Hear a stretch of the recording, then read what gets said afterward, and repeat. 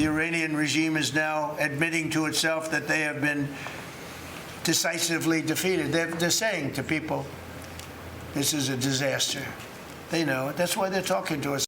They now have a chance to make a deal, but that's up to them. We have very substantial talks going on with respect to Iran, with the right people. They said to show you the fact that we're real and solid and we're there, we're going to let you have 8 boats of oil, 8 boats, 8 big boats of oil.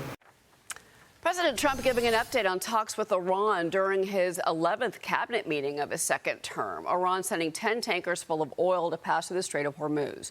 Now, the president says it was a present to the United States as he extends the pause on striking Iranian energy facilities for 10 days, which he says came at the request of the Iranian government. Now, the Pentagon reportedly is considering sending up to 10,000 additional ground troops to the Middle East to give the commander-in-chief more military options as he weighs peace talks with Iran. I want to bring in Florida Congressman Mike Haridopolos. Congressman, so much to get to with you. We're going to get to DHS funding in a moment. We do want to start, though, with what we're seeing, again, the markets are reacting to, and that is this situation with the Iranians. What do you make of this pause of the strikes on the energy sector? And do you think that this is the right negotiating strategy with Iran?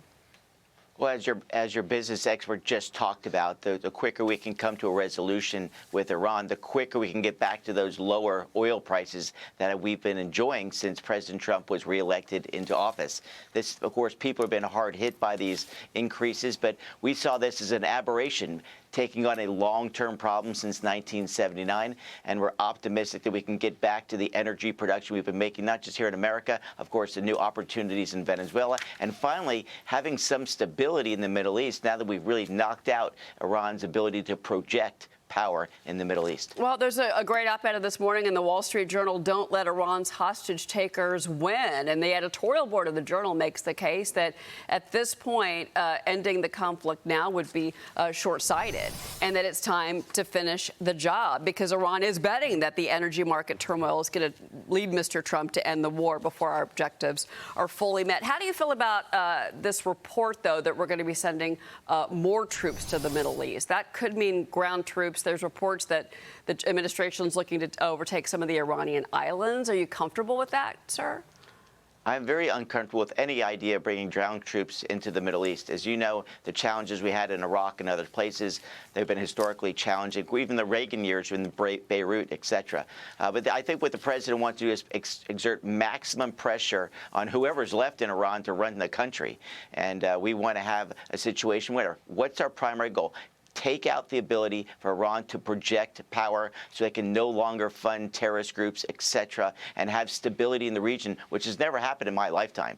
And so I think the president is just trying to exert maximum power. He's trying to not knock out, of course, the oil refineries and so forth and tanker facilities because he wants to still have the ability, of course, to extract the oil from that part of the world and continue to drive down costs. So I always give a lot of, let's just say, leeway to the president in the short term as long as he's talking about knocking out and using air power, but ground troops are where I draw the line. All right. Well, we shall see if these reports are true. And again, that $200 billion funding request by the Pentagon is certainly something that you and your colleagues are going to have to do. But today you've got another job because overnight, this is about 2 a.m. Eastern time this morning, not even 4 hours ago, Senate lawmakers passed a bill to fund most of the Department of Homeland Security. This includes TSA after weeks of chaos and delays at the airports. Now, this funds most of DHS, but it excludes ICE enforcement, removal operations, and parts of Customs and Border Protection. It doesn't include any immigration reform that originally was requested by the Democrats. It now heads to you.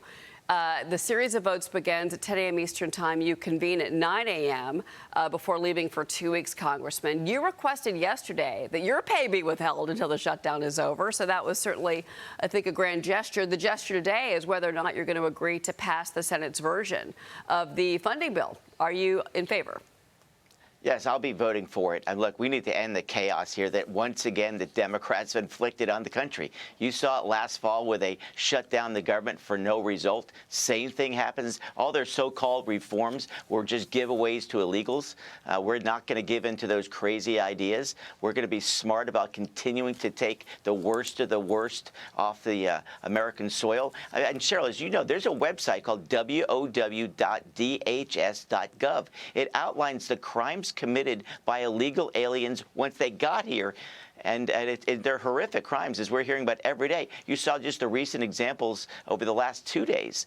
This is why we're going to continue to stay tough and make sure that ICE agents can extract these people who have been doing harm to our neighborhoods, and when the Democrats turn their back on their own local communities. And so we're going to fund this. And again, so people are wondering, ICE has been funded since 2029. This was much to do about nothing. This was typical Democrat pandering to the ultra-left because they're afraid of losing a primary to the ultra-left. We had some new Fox News polls that came out last night, and the president is still winning when it comes to border security. That is still the highest rated mark that he gets from the American public. They want a secure border, to your point. I do want to ask you about this. There's some momentum building here among congressional Republicans to use budget reconciliation for new immigration enforcement funding, including for ICE and CBP.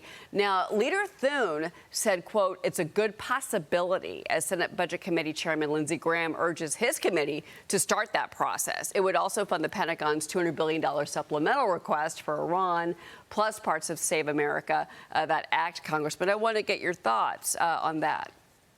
We found out that Democrats do not want to govern.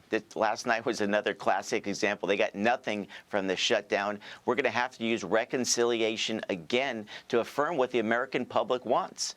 And we're going to do as much as we can. And we're also going to go after fraud in reconciliation. We've seen the rampant fraud all across the country in primarily blue states, whether it be hospice, of course, in California, or, of course, the Leering centers in Minnesota. We have to aggressively go after these people who are stealing money, and sadly, a lot of them are illegal immigrants who are gaming the system.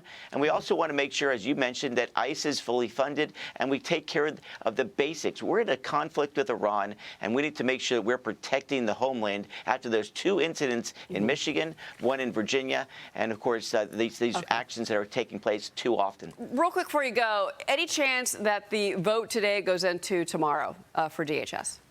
You know, there could be. I don't know if it will or not. I can't wait to vote and get the government fully operational. After all, you and I are paying taxes. We should get the services we're paying for and eliminate these ridiculous lines created by Democrats by playing games again with people's lives. Congressman Mike Haridopolos, wonderful to have you this morning. You're our first voice today on this new news. Appreciate your time, sir.